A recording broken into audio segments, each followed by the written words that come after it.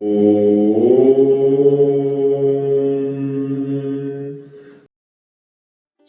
भवतु कल्याणी आरोग्यं धनसम्पदं मम शत्रुविनाशाय सायं ज्योतिः नमोऽस्तु ते।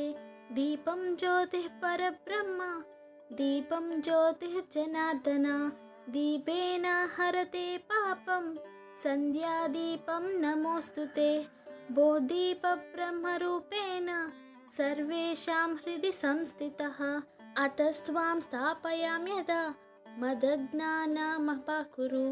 दीपं ज्योतिः परब्रह्म दीपं ज्योतिः नमो नमः दीपेन हरते पापं दीपदेवी नमोऽस्तु ते।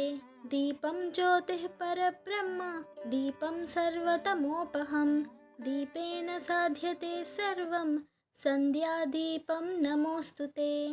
साध्यं त्रिवर्तिसंयुक्तं वह्निना योजितां मया गृहाणमङ्गलं दीपं त्रैलोक्यातिमिरापहं भक्त्या दीपं मया दत्तं गृहाण परमेश्वरी।